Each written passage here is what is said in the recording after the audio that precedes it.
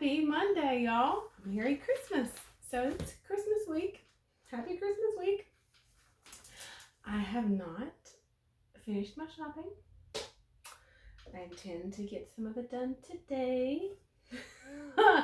I'm hopeful. Yeah, I'm just gonna smile and nod.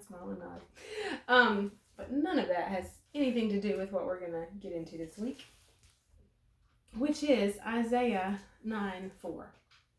Well, we're going to dig into that chapter of Isaiah, chapter 9.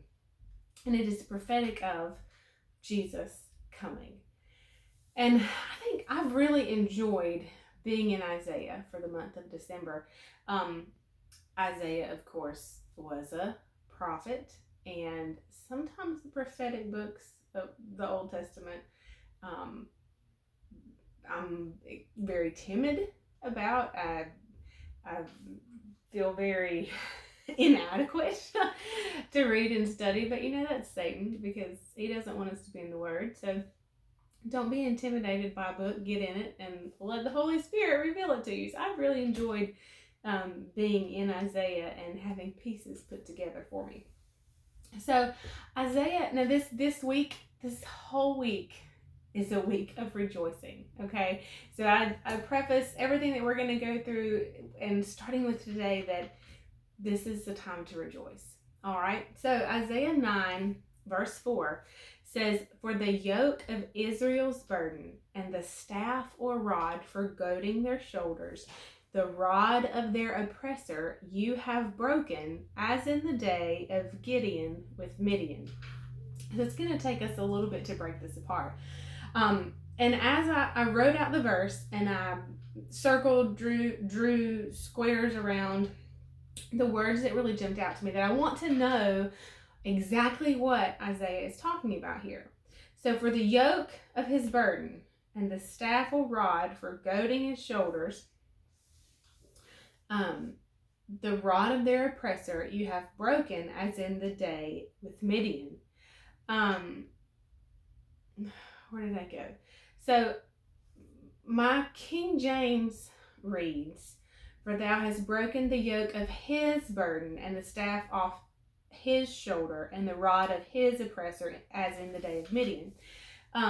Typically in the Old Testament, when it's referring to Israel, it's her. Israel is referred to as her. So I think in my reading, I'm reading this as he's talking about the Gentiles and the nations, just like that we read in verse 3, "For you have multiplied the nation and increased their joy." It's not talking about Israel, it's talking about the nations, the heathen nations. So for me, in reading this in that context, that he is talking about the yoke of the burden of the nations being broken, that is me. And he's prophetically, of course, speaking of Jesus coming to break the yoke of the oppressor over us. And so he's talking here, I read it as the heathen, the Gentiles, not of the Israelites. So words that really stuck out to me in this were yoke, burden, staff, goading their shoulders, oppressor, and broken. Now I know that's a lot of words, but I really wanted to pull them out, so I did, and here's what I found.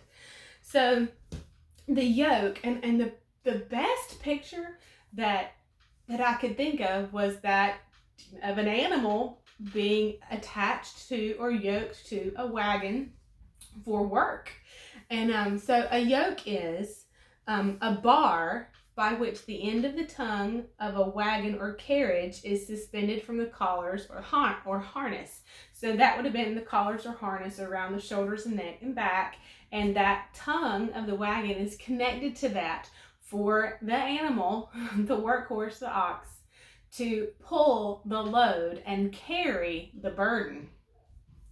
A yoke is also, formerly, like previously, it was laid on the neck of a defeated person. an arched frame that was laid on the neck of a defeated person. Oh my goodness. We are going to pick it up tomorrow because it's 5 minutes and I want us to dig into this. So I'll see you tomorrow. Bye, y'all.